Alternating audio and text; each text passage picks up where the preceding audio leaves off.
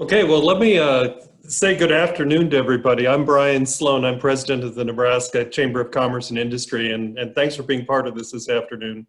I think, as you all know, the different lending programs available due to the coronavirus outbreak are a lot of importance to our members, and we're pleased to have you on this call to talk about it a little bit more, and even more pleased and Richard Baier and the Nebraska Bankers Association for working with us today to put on this event.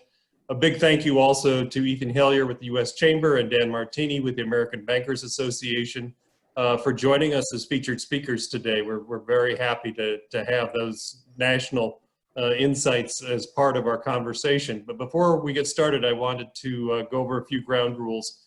We were talking a little earlier among the speakers, there's been lots of Zoom conference call bombing lately. And so to protect everybody on the conference call today, we've got a few ground rules. Everybody's going to be muted and will remain that way during the call, but we will provide an opportunity for you to ask questions of the speakers during the call. We have one of our Chamber of Commerce personnel, Jordan Bunkin from the office, is standing to take questions as they come up and you want to send them in. So I'm going to give you Jordan's email address, and feel free to email questions during this conference, and Jordan will make sure those get to us. Jordan's email address, if you have pencil and paper, is jbuntgen@nechamber.com. So let me go through that one more time. jbuntgen@nechamber.com. And at any time in this call, if you send an email to Jordan, she'll put those questions in the queue. So let me do this and turn it over to Richard Baier with our State Bankers Association to introduce our first speaker.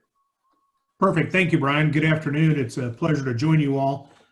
As you can imagine, the last few weeks, I think for many of us have been a blur, and we continue to work our way through not only the pandemic, but the related economic fallout that goes with it. Before I introduce our speaker, I did want to just share with you a little bit of an update from the banking sector in Nebraska. We did a survey late yesterday as of the close of business in Nebraska. These numbers are not out yet. The governor is going to release these at 2 p.m. today, but I did want to share them with you in advance. So between Friday at 12:01 in the morning and yesterday at 5 p.m., so Tuesday at 5 p.m. in 5 days, our Nebraska banks took in 7,837 PPP applications, representing total dollar volume of $1.47 billion. In addition to that, we have another 8,000 applications that are pending to go into the SBA portal for approval, and those amount to about a half a billion dollars. So that represents 71 of the banks in the state that participated out of our 181 banks. So if you can imagine, it is easy to say that at this point that the banking industry and our small businesses are in for about north of $2 billion over the last 5 days across the state of Nebraska. So I don't think any of us ever expected that size or scope. So just to put it onto your radar. Again, I want to thank the State Chamber for including us today and for working with us. It is my pleasure to introduce our first speaker, Dan Martini. Dan is the Vice President of Congressional Relations and Political Affairs at the American Bankers Association in Washington, D.C. Like me, Dan is working from his home office and been spending a lot of Dan on these Zoom calls. Dan previously worked before his time with the ABA as a government relations team member for the National Federation of Independent Business. He also spent 7 years on Capitol Hill, where he was a senior legislative assistant and counsel for 2 Pennsylvania congressional members. Finally, Dan comes to us, is a native of New York, and comes to us via Lafayette College, where he received his undergraduate degree and also a JD degree from American University at the Washington College of Law. So with that, Dan, thank you for joining us. We look forward to visiting with you. Yeah, thank you very much. Thanks to Richard and thanks to Bryan for putting this together. Always great to see when the chamber and the banks can get along and work well with each other. Yeah, so just happy to give a brief overview of kind of where we are on the SBA's Paycheck Protection Program. I'll give a little bit of background for those of you that aren't aware of it, though I find that kind of hard to believe at this point, given how large the program is and how the rollout has been going so far, trying to get loans into the hands of small businesses. And then I understand we'll be asking some questions later, and Ethan and I are going to hopefully have some good dialogue moving forward. So very briefly, as you all know, on March 27th, Congress passed, or President Trump signed the CARES Act into law. As part of this $2.2 trillion package, there was a $350 billion program called the Paycheck Protection Program, which includes money for loans through the SBA to small businesses to help cover payroll costs, and then a few other things such as payments on mortgage interest, rent, utilities, and payments on other debt obligations incurred before February 15th. So as part of that program, Congress tasked SBA with rolling out this massive program to provide loans through the banks and other lenders such as credit unions, Farm Credit System, and possibly some fintechs as well, to various small businesses. Very broadly speaking, a small business is defined as 500 employees or fewer, and was in operation on February 15th, 2020. Now, there are a whole host of exceptions, a whole host of different clarifying terms that bring certain banks in based on SBA size standards, affiliation codes, et cetera. There's some very technical stuff in there that has been discussed in numerous guidance documents from both SBA and the U.S. Treasury. So for specific issues related to whether a certain business is in or not, I know we're encouraging our members to work with the borrower to sort of work through some of that more detailed guidance to make sure that the loans are proper. So when, say you are a business, you get a loan, you then have a formula built in where it's up to 250% of your average monthly payroll costs for a 1-year look back period, or 2019. Guidance has clarified that both are okay. You would then receive this loan. The terms are 1% interest over 2 years with payments deferred for the first 6 months. Once a business receives that loan, they then have the initial 8-week period to spend what they would typically spend on payroll costs, mortgage interest, debt, obligations, rent, and utilities, with 75% of that funds going towards payroll costs. The goal of this program is to keep employees on the payroll. So a business would spend 8 weeks worth of expenses, after which they would file for loan forgiveness with their lender. At that point, the lender would approve the application.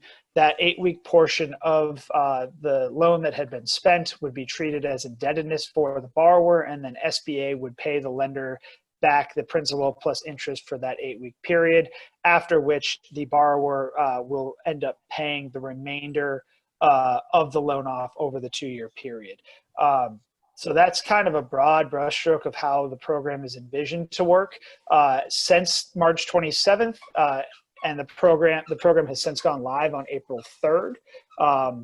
At that point, I'm sure people have seen in the news some of the potential issues that have arisen around banks having access to the system, or lenders having access to the SBA system, borrowers getting connected with lenders, and just overall disbursement of funds. There have been, as of yesterday, according to a President Trump press conference yesterday afternoon, about $70 billion in loans had been processed and approved through the SBA system, with hopefully funding on those loans coming shortly thereafter in this week. Businesses were allowed in, and I believe sole proprietors were allowed in as well last Friday to apply. This Friday, you'll see independent contractors and self-employed individuals being allowed to go and apply for these funds. So for those of you that are either fall into any of those categories, or if you are a lender working with those individuals, Friday, April 10th is the next wave of folks in the workforce that can come into the system. ABA from a federal level, we continue to work closely with U.S. Treasury and SBA to make sure that the program runs well. We've heard of various issues related to access and for borrowers being able to get in and apply for these loans. We understand there's some concerns related to the program running out of money.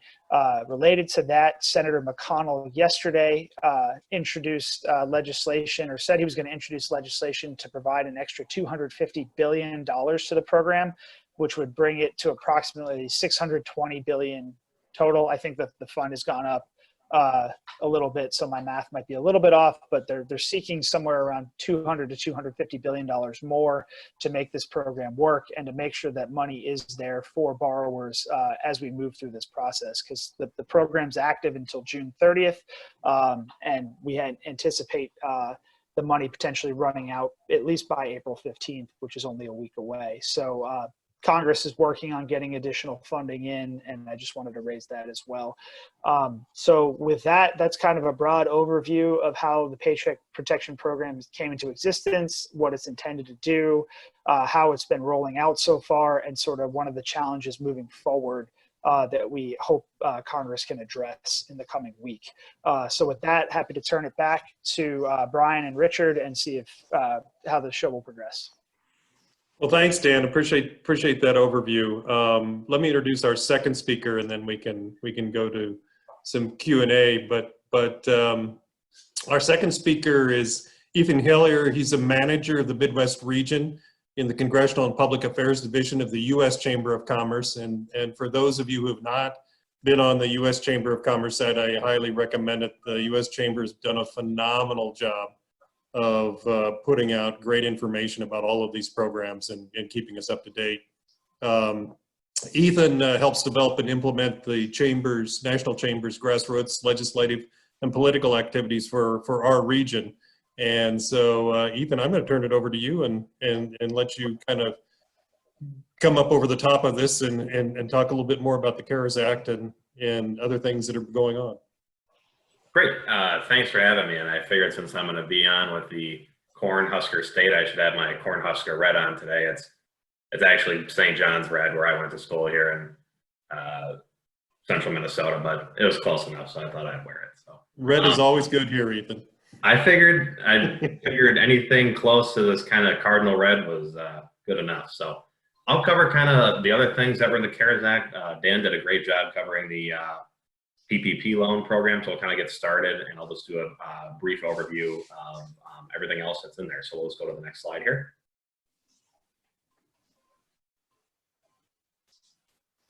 So overall, it's a $2 trillion package. However, with help from the Fed, it can grow up to $6 trillion. You've probably heard it called the Phase 3 bill, you know, in the news media and other places, and mostly that's just because it's the third bill that Congress has passed to tackle COVID-19. Before we get into more business aspects of this bill, let's just talk about what's in there for taxpayers like you and I. One of those being, if you make under $75,000 as a single filer, you'll be getting a $1,200 stimulus check. If you're a joint filer making less than $150,000, you'll be getting a $2,400 stimulus check. Also, you'll get $500 per child. So a family of four will likely be getting around $3,400 in stimulus. These will be coming out in the next couple of weeks. If you filed your taxes in 2019, it'll be based on your 2019 income. If you have not yet, it'll be based on your 2018 income. Also, if you normally file your taxes online and you get a direct payment back to your bank account for your tax return, you'll likely get your money quicker. So just a couple points on that. Other things that are in there for taxpayers and workers is that there's expanded unemployment insurance. So all the same qualifiers are there as far as in your state to get UI. However, a lot of things are waived, like you don't need to actively be looking for work. You don't have to prove that, you don't have to prove that you've had, interviews and kind of the normal qualifiers. Those are waived if your job has ended because of COVID-19. Also on top of that, the federal government is kind of plussing up your benefit by $600 per week. This benefit will run through July 31st. However, if you're called work, like if you're, if your boss gets a PPP loan and they're calling folks back to work, as soon as you're called back, this benefit will end. We can move on to the next slide. Other things that are in there for all businesses. I'll just kind of go through like an overview of what's in there for all of them, and larger businesses and then smaller businesses. We've covered the PPP loans, but I'll cover the EIDL loans as well. And then if there's interest, I have a little bit in here on the paid sick and family leave that was part of phase 2.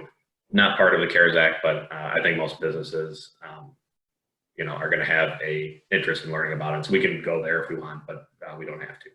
Next slide. So things that are in there for all businesses. One of those being is that you can delay your payroll tax by a year. Now you can't, it's not so much a tax cut, it's just a delay into the future between now and the first of the year of 2021. If you go this route, you'll owe 50% of the payroll taxes by the end of 2021 and the other 50% by the end of 2022. However, if you go this route, you cannot get a PPP loan. It's one or the other. There's no double dipping here. A couple other things I'll breeze through here. If you operate on a loss for 2018, 19, or 20, you can carry that back another 5 years. You can accelerate the recovery of AMT credits. You can also increase the limit on your interest deductibility to 50% for 2019 and 2020. Also, there's the Quit Fix. This is a fix from the 2017 Tax Cuts and Jobs Act. It's a way to get liquid cash into business owners and business owners that have made upgrades to either their retail store or bar and restaurant. If you qualify for this, this is something you've been asking for 3 years, and you're definitely going to be made aware that this fix. Next slide. So one of the kind of flying under the radar pieces of this bill, and it was kind of pushed in there last minute by the Senate, is the employee retention credit. And what this credit does is that if your business is shut down or it has a 50% drop in gross revenue, you can apply for this loan. And essentially what it is, it's a 50%, or no, it's a tax credit of 50% of wages capped at $10,000 per worker. So it's a Washington way of saying it's a up to $5,000 tax credit per worker. To qualify for it, if you're a business that employs less than 100 folks, every person that you pay will qualify for it. Or not, they won't qualify for it, you'll qualify to get the credit. So if you're paying your workers, whether they're working or not, if you're paying them, for each one you pay, you will get the credit. For businesses that have more than 100 workers, you'll only get the benefit if you're paying workers who are not providing service. And while we probably need a little more guidance on there, kind of right now the assumption is not providing services, you're paying workers to essentially sit at home. And for each one you pay, you can get up to this $5,000 tax credit. Again, if you go this route, you cannot get a PPP loan. Next slide. I'll just cover this very briefly. This is what's in here for the mid-sized and larger businesses. It's a $454 billion loan program from the Treasury. You've probably heard about that. Our airlines are needing a bailout. This is where this money is going to come from. And also attached with this money, you can't use it to buy back stocks, and then you also can't be giving bonuses to CEOs, CFOs, and kind of anyone in those top roles. So it's really focused on the operation of the businesses. Next slide.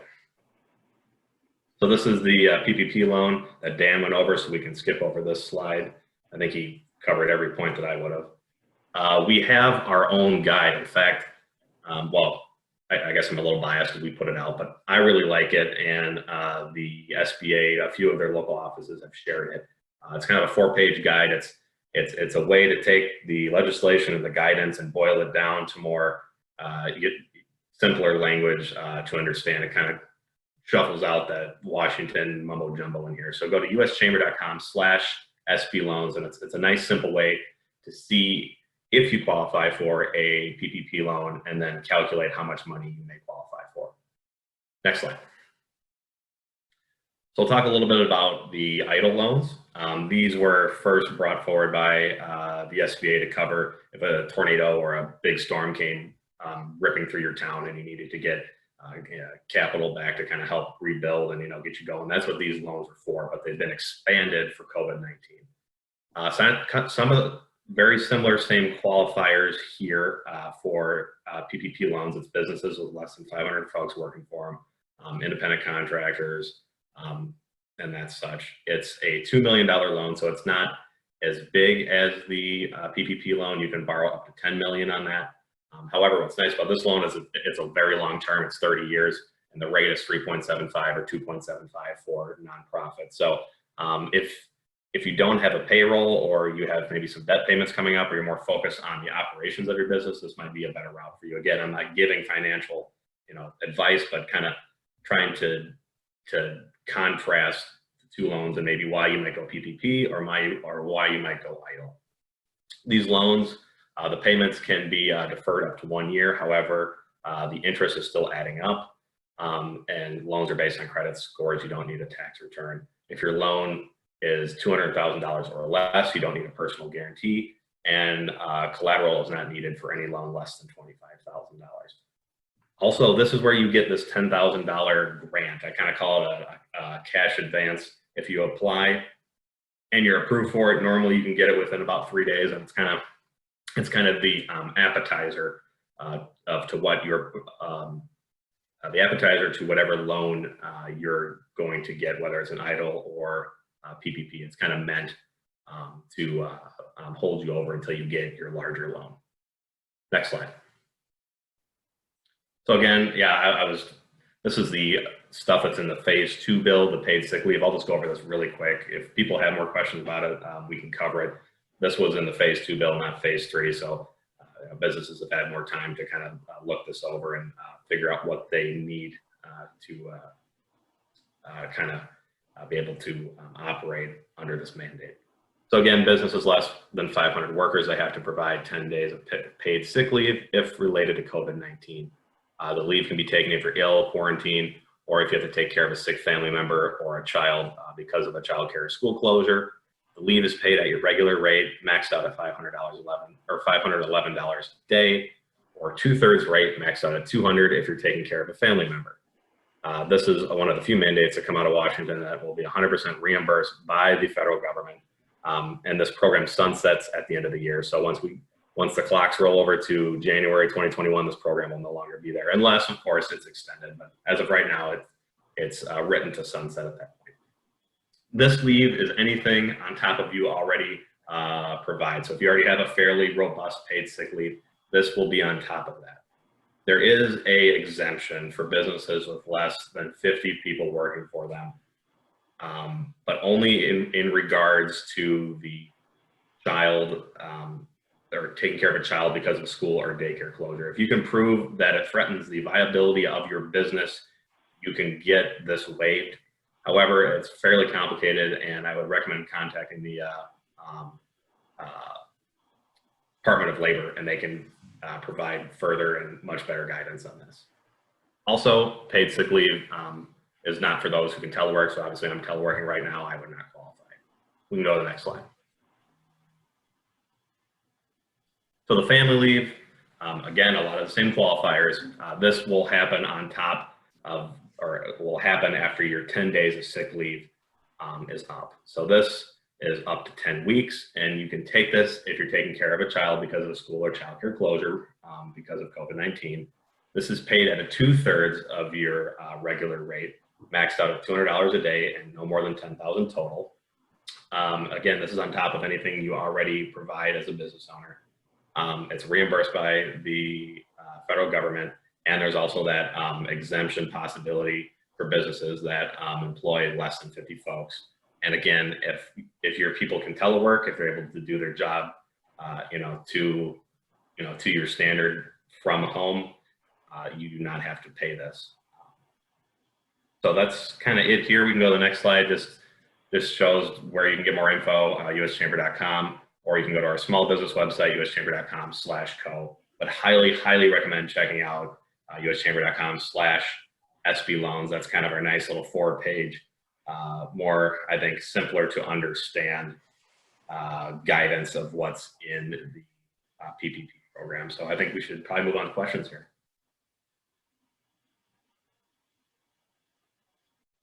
Well, thanks, Ethan. Appreciate it.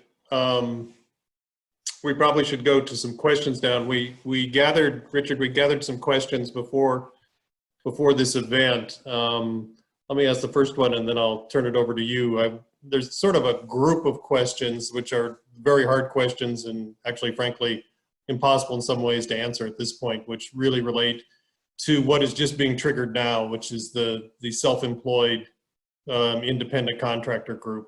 And the questions, and we're getting them all the time too as well, which is how will the sole proprietors and partnerships and LLCs and sub-S's be treated in terms of payroll? Because the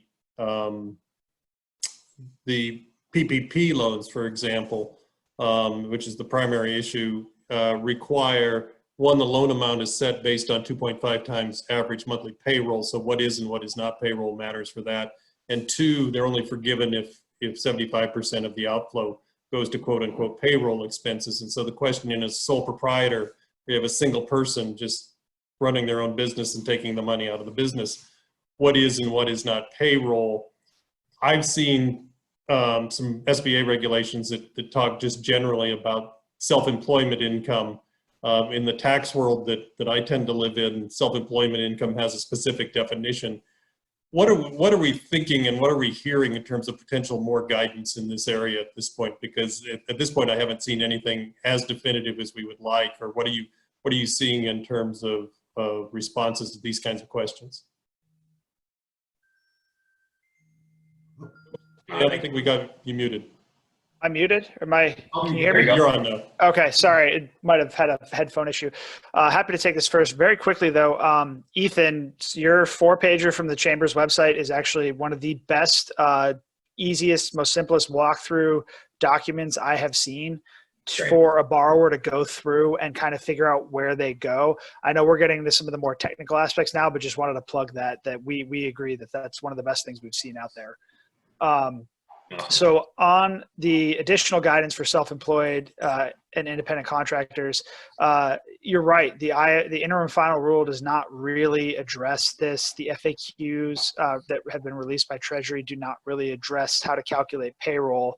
So that is something that I can say we are working on and pushing Treasury and SBA to get additional guidance, because the more straightforward the information is on the calculation side, the easier it'll be to make these loans and process them and make sure we get it right, because we don't want to run into a situation where the calculation's wrong and then the borrower uses the money a certain way and they think they're within the bounds of the program, but then it turns out they were given too much, too little. So we want to make sure that Treasury, SBA clarifies that calculation document.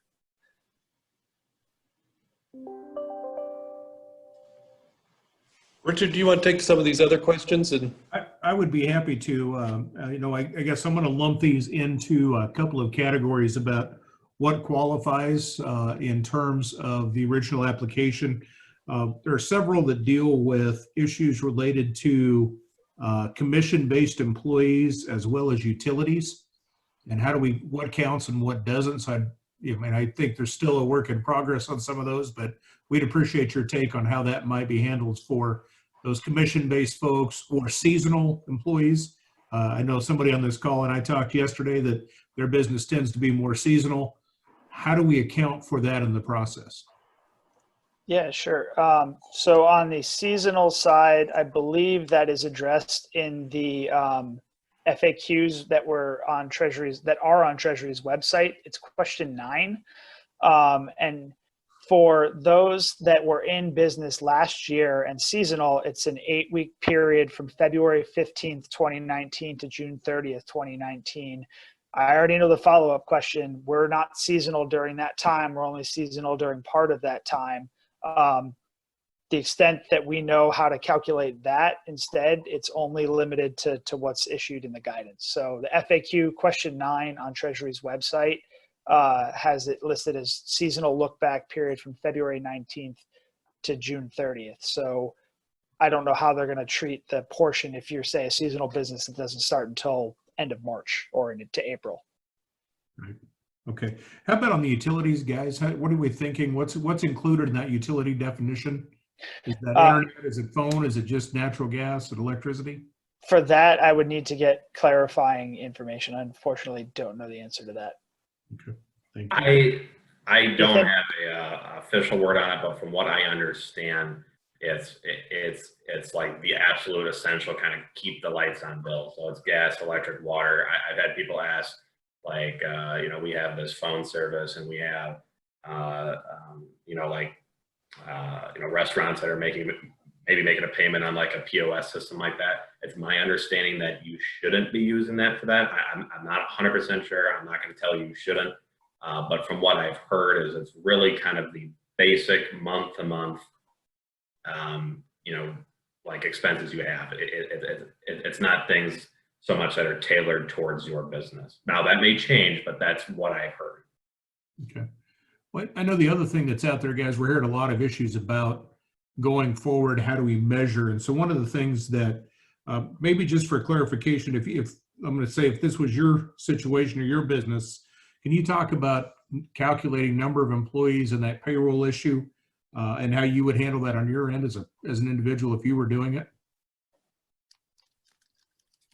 I mean, I guess, you know, very simply, as far as looking at payroll, I mean, just as you as a business owner, I mean, you know, how many people are you paying? I mean, there's complications that, you know, I have a, you know, another business and I'm a part owner in, or, you know, whatever the case is, but I would look at what's the loan you want and what you're looking to supplant with this money, you know, just count, you know, I think some people are trying to overcomplicate it, but, you know, really just count the number of people that you have working for you. You know, if you have, you know, if you're an investor, say you want to, because this is a real life example here for me, or not for me, but someone I know. You know, they own a car dealership, but they're also, you know, investing in a restaurant. Well, they should be focused on the people. If they want to get a loan for the car dealership, they should be focused on the car dealership and, you know, kind of let the restaurant take care of itself. You really want to focus on the payroll that's coming out of your pocket to those folks, not other areas that you might have a hand in, if that makes sense. I mean, it's, again, not the best answer, but I think kind of the better one of what we got. Yeah, thank you. I appreciate that. Bryan? Yeah, so that raises a question, and I think when we think about the timing of this, so Richard, I'm going to go back to what you said before in terms of timing of dollars, and also Ethan and Dan. If we expect, you know, that it's going to take a week or two to get dollars from these applications, I'm expecting over the next week or two, a bunch of these issues are going to get flushed out in further frequently asked questions that come out from both Treasury and SBA. Hopefully. You know, one of the questions that came in ahead of time was, do I need to keep my funds in a separate account that I receive from this loan so I can trace through a totally separate bank account the receipt of the funds and how it got expended? I think I probably have my own personal opinions on that, but I'd be interested in what you think. Sure. So I can say, just from an industry perspective, we have some member companies that are setting up separate checking accounts for these funds. And that's more from a taking track or keeping track perspective. I mean, I've been on some other events, and some of the guidance I've heard from some of the end users of these funds are for like resource management people, are to make sure you're keeping track, because at the end, when we get to this forgiveness portion, you as the borrower are going to have to tell your lender how you use the funds. You're going to have to keep track and have a record of how the funds are used, particularly related to that payroll versus some of the other expenses you can use this money for, because there's that 75%, 25% split. So as for whether you should keep it in a separate account, it's up to you, up to your individual relationship with your lender. But I would say, just in the back of your mind, make sure you have a system in place to keep track of how you're spending these funds, because that's going to be important for the documentation on the back end when you apply for loan forgiveness. And Bryan, I would tell you, in Nebraska, we have quite a few of our bank members who are actually suggesting that very issue. Please help me by helping the small business understand that we're going to ask them to put this into a separate account, not only for the bank, but for the business at the end of the year. It just makes processing easy for both, gives some people some backdrop, especially for, you know, a lot of our smaller institutions that maybe don't have quite as robust of accounting systems. Yeah, and I think big or small, that ability, because this is going to be a moving target a little bit, that ability to track all the disbursements out of those funds and put them in expense buckets, and very specifically be able to identify what those expense buckets were, is going to be absolutely critical. And my guess is at some point that will also be important for financial statements and tax returns as well. So Yeah. very important to sort of have that discipline. In terms of the, we got one question that was the example was a new restaurant that somebody had put together. They actually started this process in January. They incorporated in January. They were building their business, had everything ready to go, but they actually didn't open the doors until the 26th of February. But they constructed their building, they did everything else. But technically they weren't open to the public on the 15th of February. Are you seeing much of that? And do you think we're going to get some sort of guidance on those sorts of transition issues? From what I've seen, that's a new one for me personally, but I would hope to have additional guidance. It seems like the Treasury frequently asked questions, or FAQs, is a living document. It's been updated at least 3 times since April 6th. So at least, and I would anticipate probably another update tonight if I had to guess. So potentially that's something that we can work on with our fellow business partner or business industry partners to try and suggest to them that there's this specific scenario.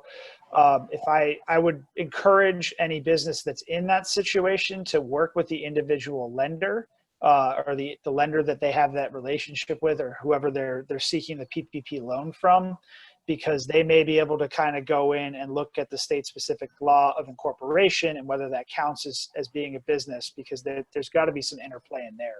So I would encourage that individual that opened a restaurant, incorporated back in January, but wasn't opening the doors until February 26th, to look and see, to work with their lender on that. And just to kind of add on top of that, I mean, let's say the Treasury comes out and says, this person is out of luck. I saw this question beforehand, and it looked like the only thing that occurred after February 15th was payroll. So, to that point, they might not qualify. Let's say, Treasury, totally locks down on that, and they say, no, they don't qualify for PPP loan. There's other aspects of your business that you could go get a idle loan and have it covered. So it's disappointing that you might not be able to cover payroll if that's the route they go down, but you still have other options to get other things covered. So you're not completely out of luck. I get why so many people are focused on the PPP loans, obviously. I mean, because you have a chance to essentially get it 100% into a grant. But it's also, important to remember that there's other options out there, things with really low rates and really long terms, and other things to look at. So this person might be out of luck for PPP, but definitely still in the running to get other loans, like an idle loan, or they could go that retention credit route as well. So definitely a lot of other options for them. Just want to leave that open. So I did see somebody posted. Go from there before we jump into other questions, which is, there is this interaction between idle and the PPP loans. Are they mutually exclusive, or if I had rushed out and applied for an idle loan, can I now apply for a PPP loan? How does that work? Go ahead, Ethan, go ahead and I'll try to follow up. Okay, my understanding is that, obviously this crisis didn't start when Congress passed this bill and when the president signed it. People were probably already, people that were kind of thinking of ahead or maybe could foresee this coming ahead already applied for a loan. It's my understanding that if you had an idle loan from before, you can refinance it into a PPP loan, or you can use the idle loan for other things for your businesses, and then you can use the PPP loan to cover payroll. The only thing that I know for sure you don't want to do is you don't want to use loan money to cover or have 2 separate loans covering the same cost. That's the absolute no-no that I do know. Yeah, and just to confirm what Ethan said, the way the programs are set up is you're not able to use idle and PPP for the same expenses. So there's that. If you had made or received an idle loan between, I believe it's January of this year into the date of the program going live, so PPP program going live, so April 3rd, you can refi and roll that into a PPP loan if you were taking the idle loan to use for expenses related to payroll and things of that nature. So it's the intent is not to prevent people from being able to get one or the other, or potentially have the opportunity to use both. The intent of the legislation was to prevent people to use it for the same pot of money. So just provided a little dates there, but Ethan said it great. Perfect. Let me turn it back to you. Yeah, Brian, just a couple of other things. I did notice in the chat box there was a question or a reference to the idle applications and being 3 days. Our experience has been that's closer to 1 to 2 weeks. So if you have an applicant that's applied for that $10,000, I would expect it to be 2 weeks or less, but don't assume that you got rejected just because you haven't gotten a check in 3 days. I know that's a great political discussion, or a point that can be made in the media, but I think there's still some practicality of getting the dollars to our recipients. Yeah, and that's the $10,000 advance. That's the $10,000 component, correct? Yeah. Correct. For both of you, just one other question, and Dan, I know you and I have spent some time on this affiliation issue and ownership issue. Can you maybe talk about, especially for those who aren't familiar with it, what is affiliation? How is that going to be looked at going forward? Yeah, sure. So affiliation, and I'll kind of talk more broadly about some areas where SBA's underlying structure might impact your ability to apply for a PPP loan. Affiliation just has to determine, or determines who you are connected to in the business world, where you may fall above that 500 employee threshold. So some of it has to do with physical location. Some of it has to do with whether you're a franchise. Some of it has to do with what's called the NAICS system, which is the North American, so I can't even remember the acronym off the top of my head, but it's a coding system that SBA uses to determine that even though you're affiliated, you can still fall under this 500 employee threshold for purposes of receiving a PPP loan. Related to that, Treasury and SBA released guidance late Friday night that is on their website. Again, everything I want to preface with is make sure you're checking their website for their guidance. There's an FAQ there specifically on affiliation that should answer a lot of these questions. Relatedly, and in addition, there are certain businesses that we are unsure of whether they qualify for a PPP loan at this point in time. That is due to the fact that this bill is based within the Small Business Administration. There's an underlying standard operating procedure that traditionally prevents certain businesses from qualifying for 7A loans. Now, given that this is a PPP loan instead of a 7A loan, that they look a lot different. We have been continually working, and I know others in the industry have, and across businesses in general, to get clarification from Treasury and SBA on what businesses are allowed to take these loans in that category of businesses that traditionally cannot. So again, take a look on the Treasury website for affiliation FAQ, and there will be additional guidance related to some of these other businesses, because I know that's a question a lot of people are asking: am I in or am I out? Thank you. So Jordan, do we have some questions that have come in by email that we should address? Yes, we do. Okay, I'm going to pull the first one up. And it is, some members are reporting that their banks are no longer taking PPP applications. Can you talk about how funding is distributed between the banks? Is each bank limited? And what other options are available for these businesses? Can they go to a bank that is not where their accounts are currently at? These are all great questions. I'm happy to take that if Ethan wants to jump in after. But the way the program is currently designed is the funds are being released on a first come, first served basis. As I mentioned earlier, there's about $70 billion that have been processed so far. So the fund is about 20% spent. That doesn't mean the funds have been dispersed. That just means they've been allocated, but it hasn't been sent out yet. Congress is asking for more money. So they're asking for another $200 to $250 billion to make sure the program doesn't run out. If you are encountering a bank or an institution, be it a credit union or whomever, that says they can no longer take applications, that may just be a processing issue, a volume issue, We know a lot of our members have been receiving thousands of applications, and they just may not have the staff to process at this time. So they may not be accepting applications at the moment for that reason, or for maybe some others. If that's the case, you are more than welcome to go to another lending institution, another bank. There's nothing in the Paycheck Protection Program that prevents you from using another lender. Yeah, just to kind of build off that, it sounds like the federal government is going to allow banks to count these loans as a asset. It's not something that I don't think they've done yet, but it's my understanding that that's kind of the plan. And they also have talked about buying up some of these loans as well. So kind of getting them off the bank's books, make them feel a little more comfortable as far as, handing out loans going forward. Also, I think probably the most newsworthy bank talking about that they've reached their cap as well as Fargo. And that they've reached their cap because of sanctions put on by the federal government during the whole, I guess I'm probably more familiar with it because Wells Fargo has such a huge presence here in the Twin Cities area, but there was a time where they were essentially having, people would open these like fake bank accounts, and like they would push all these accounts that weren't really real. So this is kind of their, this is the sanctions on them. So they're kind of capped out here. I don't know if there's going to be any change for that, if the feds are going to loosen that up. That was the most noteworthy one I saw. Ethan, yeah. So related to Wells Fargo, yeah, there is the issue of them having been sanctioned for the bad actions that they did, but they have that cap. The Fed announced today that they're going to ease some of that as well. So Wells Fargo might be able to come into the program. I'm still waiting on final details, so I don't want to get on here and say Wells Fargo's absolutely back in. It's subject to them and the Fed working out some arrangement on their liquidity cap.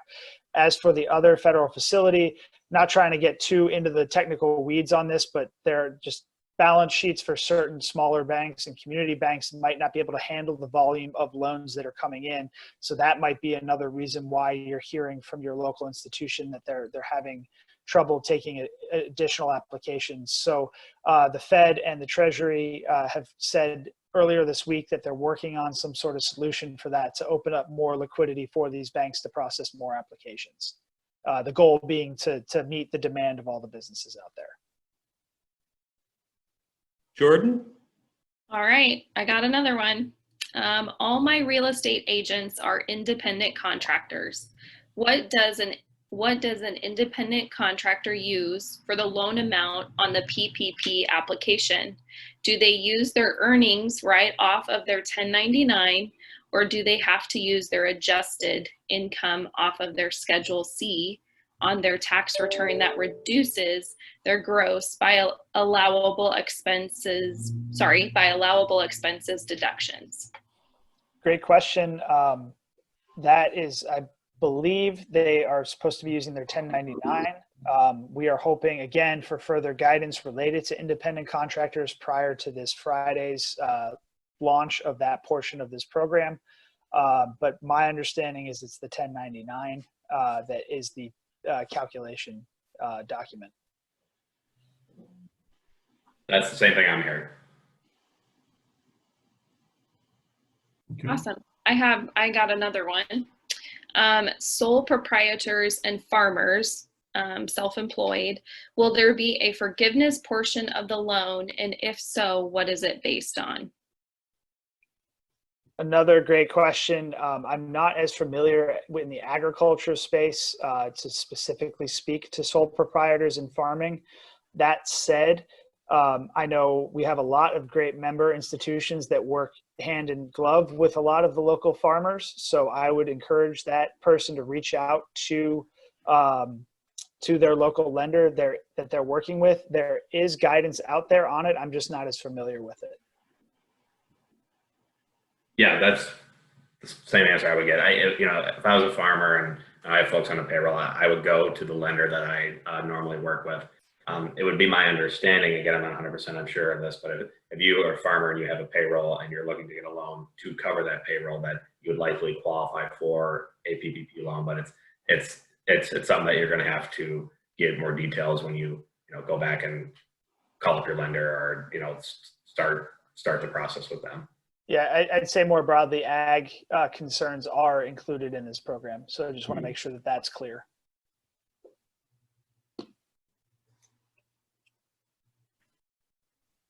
Jordan, do we have others? We have another one. Will guaranteed payments count as payroll for partnership partners for the PPP loans? And how should a partnership apply for these as the individual? Yeah, why don't I take that one? Sure. And I think that at least started off, guaranteed payments for everybody on the phone who doesn't know what a guaranteed payment for partnership is. It's a payment for a specific service generally, and it's treated as compensation rather than a distribution of earnings. Some of that may, well, it depends on what the guaranteed payment's for. Some of that may be a sort of income for that purpose, compensation income, but there's other guaranteed payments for other things. This is one you really need to spend some time with your lawyers or your accountants, understanding the nature of those payments and how they're treated, and whether they would or would not be payroll for this purpose. And so I would very much recommend people talk to their accountants and lawyers and their lenders as we go through this process. But clearly, to the extent that they look like payroll, that's something I hope the guidance comes out that says this would be payroll.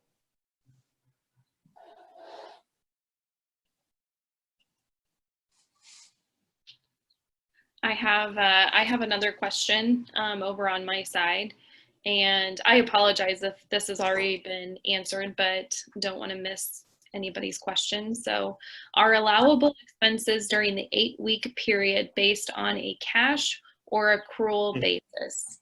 For payroll, is it based on the date the payroll is paid or the actual dates that the payroll is accrued? Great question. I'm not an accountant, so I don't really want to give the wrong information on my answer. The broad confines of the program are 8 weeks. I know that doesn't answer the question, but I think that's something you can work with your lender on to specifically figure out. I would also say that we're waiting on guidance documents from SBA related to closing a loan and funding it. So I think, or it's my hope that that's addressed in there, because that will determine how the loan is repaid, how it's related to the payment schedule, et cetera. So hopefully we see more information on that, but again, don't want to give you the wrong information. Awesome. We just need clarification on the wait times for the SBA disaster loans. Everyone heard on the call that it was 3 to 4 weeks. Is that still, that is correct, and that's what they need to move forward with?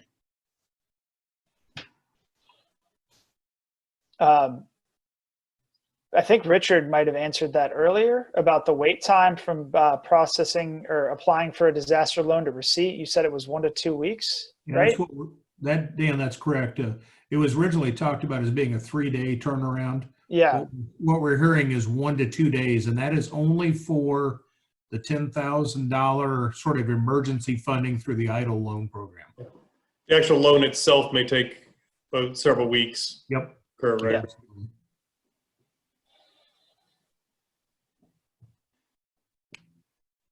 Jordan? We have a couple chat questions. So if you want to start with this one, do farmers with just Schedule F income qualify? We need further guidance on that, but my understanding of the intent of the program is they are trying to be inclusive instead of exclusive. But again, we would have to get back to you. Okay. And then the other part to that is ag borrowers are not eligible if they gross receipts over 1 million. Is that true?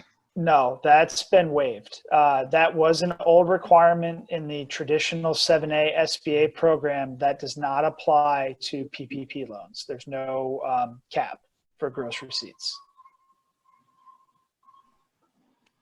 Okay.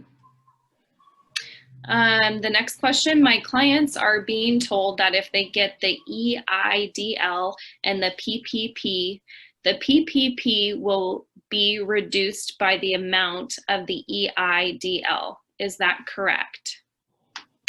I can't speak to whether that's correct, but I've not heard of that situation.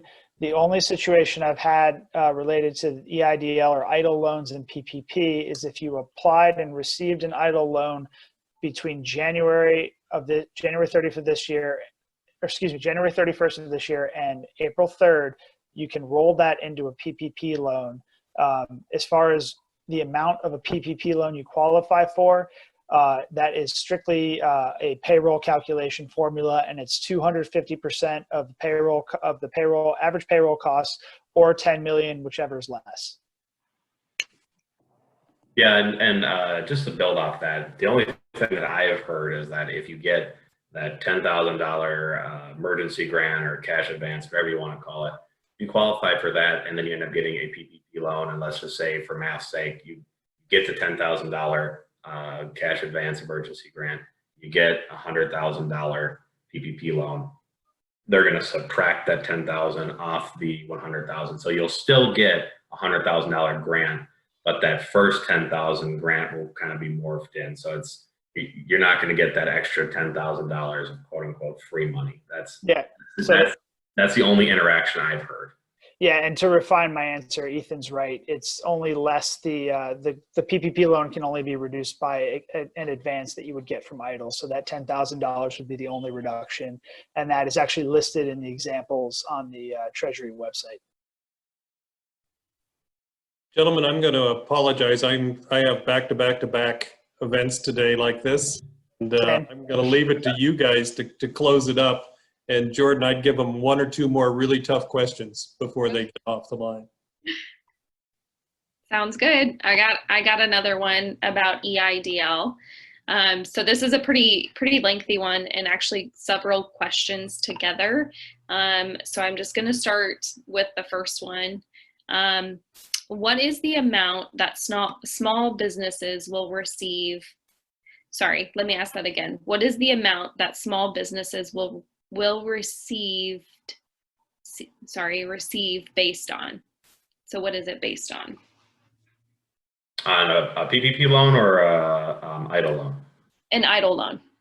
So EIDL loan is maxed out at $2 million. So you'll work with the SBA, to cover up, what, operation expenses you need going forward. Like you can't get an EIDL loan and then put on a 10,000 square feet addition to your building. It's to keep operations going. So you'll work with the SBA to kind of figure out what number they're going to loan you, but it's not as clear as obviously the PPP loan, where you can kind of do the calculation now. Yeah, and just to clarify, EIDL loans are only run through SBA. Right. Your local lender that you use has no affiliation and is not doing EIDL loans at all. That's only SBA. It's a form you do directly through their website and through your district office. It's not anything related to PPP that the lenders are helping run or disperse, I should say. Excellent. And another question about EIDL, does their income need to be a certain amount, or do their expenses need to be a certain amount? Again, that's something that you'll have to work with SBA on. I don't know off the top of my head, unless Ethan does, if there are any income or receipt requirements or anything like that. I don't think there are, but I don't want to speak for SBA. I don't believe so either. The only thing that I saw where income levels come in is if you're over 500 people working for you. If you're over 500, then there is, again, it's on the guidance, I'd have to look at it, but there is, because there's a way to be like 505 people working for you and still qualify if you meet a value of your business and revenue from your business. So that's really the only place I've seen where the caps come into place, is that if you're kind of right over that 500 limit. So don't let the arbitrary number of 500 hold you back from at least applying for one of these programs, because you still may qualify. Awesome. And then in the last part of that question about EIDL loans, and the last question for this call, does it matter what type of business it is for an EIDL loan? Well, go ahead, Ethan. I'll defer to you. I would say it's got to be a small business. It's the 501c3s. independent contractor, the self-employed. But as far as like what you do as a business, no, like, you know, you can be a coffee shop, or you can be I don't know, anything else. No, So there's no on, sector cutoffs. I was going to say, on SBA's website, under the idle loan portion, there is a form that you go in and fill out, and it is automated. My understanding, I haven't applied for an idle loan, but my understanding is it's automated to the point where you can select the type of business you are, and SBA is the one that handles it. So again, don't want to speak for SBA. I would encourage you to check out sba.gov/disaster if you're interested in an idle loan, because that's where the application is located. Well, gentlemen, thank you on behalf of the Nebraska small business community and the NBA and the state chamber. Thanks for your time today. We know that you are overwhelmed with what's going on, not only in terms of the health crisis, but the economic crisis and the credit crisis that go with it. I do want to share with you one final opportunity, and that is to talk briefly. I know, Dan, you'll have a thought in terms of documentation and how important this is going to be going forward. So I'd give both of you kind of a final shot, and then we will adjourn for the day. Yeah, go. Or I can start. Thank you so much, Richard, and to the Nebraska Chamber, Nebraska bankers. Really appreciate the opportunity to speak with you. I know everybody's really concerned about keeping employees on payroll. I can assure you that our institutions are as well. Our members are all part of the local community. We want to be helpful. So to that end, I know you can continue to work here. Richard, I apologize. Can you repeat what you wanted me to touch on the closing? I lost the train of thought. If you get any thoughts about how businesses might document, make sure they're absolutely. Yeah. So as I mentioned earlier on this recording or Zoom, you have to submit an application again at the end of 8 weeks for loan forgiveness. So make sure you as a business are keeping track of how you're using the payroll expenses. Make sure that you're aware of that. For documentation for applying for a loan, look at the borrower application that's located on the Treasury website. It's Form 2483. There we go, 2483. But just go to the Treasury website. There's a link. You can download the form yourself. Look to see what it has.